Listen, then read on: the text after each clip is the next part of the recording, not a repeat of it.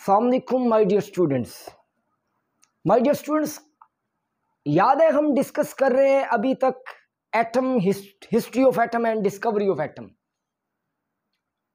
और हम डिस्कस कर रहे थे हिस्टोरिकल बैकग्राउंड, जिसमें अब हम डिस्कस करेंगे modern researches, discovery of subatomic particles.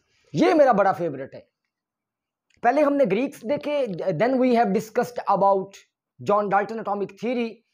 Now we are going to discuss about modern researches, discovery of subatomic particles. जब जॉन डाल्टन एटॉमिक थ्योरी मुकम्मल तौर पर वाजे हुई तो उसके बाद मॉडर्न रिसर्च आई। मतलब तरक्की हो रही है, चीजें वाजे हो रही हैं, चीजें क्लियर की जा रही हैं। मॉडर्न रिसर्च में यह पता चला कि एटम के अंदर भी कुछ सब एटॉमिक पार्टिकल्स हैं। एटम के अंदर भी सब एटॉमिक पार्टिकल्स हैं। इसका मतलब है एटम को देखा गया है। यह हम बात मानते हैं कि it is not possible to observe a single atom. एक एटम को देखना मुश्किल है, but there is a possibility to observe a large number of atoms if they are together. अगर ये इकट्ठे हैं तो फिर आप इनको देख सकते हैं। और आप कहते हैं कि यार कुछ था, कुछ नजर आया और वो अपनी जगह पे वाइब्रेट कर रहा है, ऐसे पड़ा हुआ वाइब्रेट कर रहा है। मतलब no possibility to observe a single atom. मतलब एक एटम को देखना मुश्किल है। आने वाले वक्त में हो सकता है क्लियर हो जाए, बहुत सी चीजें क्लियर हुई हैं। लेकिन जैसे मॉडर्न रिसर्च ने कहा कि एटम का वजूद है और एटम में सब एटॉमिक पार्टिकल्स हैं, तो आखिर वो सब एटॉमिक पार्टिकल्स कौन से हैं? Modern research shows that, modern research के मुताबिक atom is further composed of क्या भला? इलेक्ट्रॉन। एटम में मजीद क्या है? Electron, proton, neutron, positron, hyperon, neutrino, anti neutrino. कि एटम मजीद रखता है electron, proton, neutron, positron, hyperon, neutrino, anti neutrino, anti proton, anti proton, graviton, mesons, muons, V particles, W particles, photon, etc.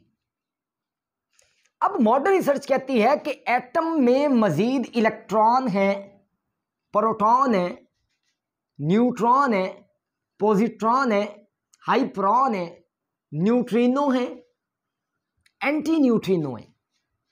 Anti proton भी मौजूद है, graviton भी है, masons भी हैं, म्यूऑन्स भी हैं, वी पार्टिकल्स भी हैं, डब्ल्यू पार्टिकल्स भी हैं, फोटॉन भी हैं।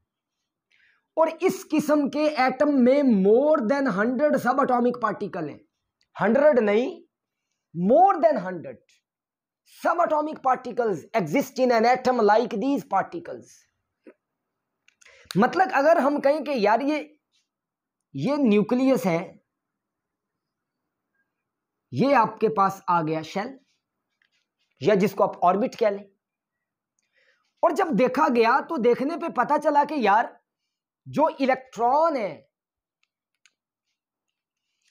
इलेक्ट्रॉन तो न्यूक्लियस के गिर्द हरकत कर रहा है, लेकिन जो प्रोटॉन है और जो न्यूट्रॉन है वो न्यूक्लियस के अंदर मौजूद है। Proton and neutron exist in the nucleus inside the atom. इनको नाम दिया गया है इलेक्ट्रॉन्स का, ये है इलेक्ट्रॉन,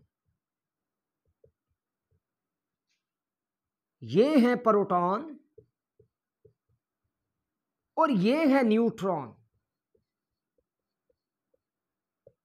कहा क्या गया है, इस न्यूक्लियस में प्रोटॉन और न्यूट्रॉन के अलावा ये भी हैं, लेकिन इलेक्ट्रॉन नहीं है। Electron revolve around the nucleus, electron nucleus के गिर्द हरकत कर रहे हैं। और न्यूक्लियस के अंदर क्या है, प्रोटॉन एंड न्यूट्रॉन। लेकिन अदर देन इलेक्ट्रॉन प्रोटॉन ये सारे पार्टिकल्स भी हैं, लेकिन ये सारे के सारे हैं subatomic particles. My dear friends, ये हैं सब एटॉमिक पार्टिकल्स।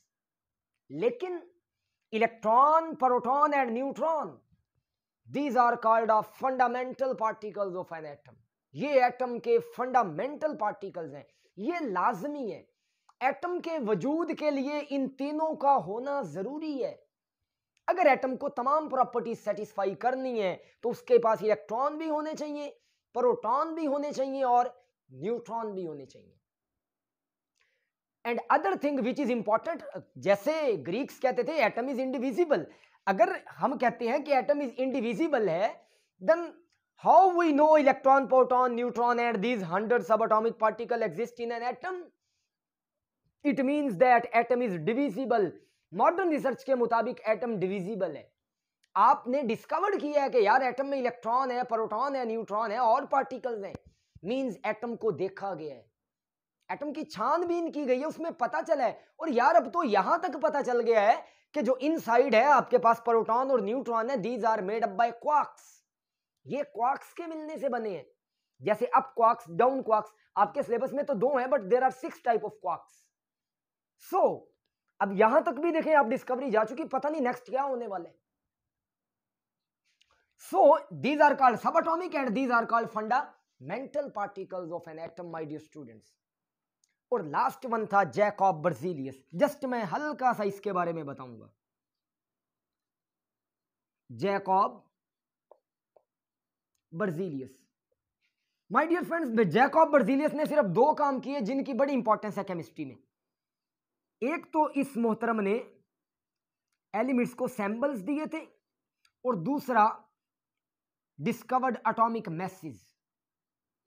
और जो एटॉमिक मैसेज की वैल्यूज जैकब बर्जीलियस ने दी थी, जो और मॉडर्न इंस्ट्रूमेंटेशन के बाद जो निकाली गई हैं, वो तकरीबन थोड़ा बहुत फर्क है, बड़ी क्लोज है, या कुछ तो बिल्कुल एक्यूरेट है। मतलब इसका जो काम था वो केमिस्ट्री में बड़ी इंपॉर्टेंस रखता है कि इसने एटॉमिक मैस दिए थे और हमें पता है मोजले ने एटॉमिक नंबर दिए थे, और दूसरा इसने एलिमेंट्स को सैंपल्स दिए थे, शॉर्टेस्ट नेम ऑफ एलिमेंट्स, जैसे कार्बन का C, हाइड्रोजन का H, ऑक्सीजन का O, नाइट्रोजन का N। तो ये था modern research, discovery of subatomic particles, and then we have discuss fundamental particles, और देन वी हैव डिस्कस के again these particles were made up by quarks. यहां तक डिस्कवरी हो चुकी है। And then we have discuss about Jacob Berzelius. Jacob के मुताबिक इसने सैंपल्स दिए थे और also he discovered the atomic message. So wish you all the best. हमारा टॉपिक हर लिहाज से मुकम्मल हुआ। अगर किसी का कोई सवाल हो और तो वो कमेंट सेक्शन में जाकर मुझसे वो क्वेश्चन डिस्कस कर सकते हैं। Wish you all the best.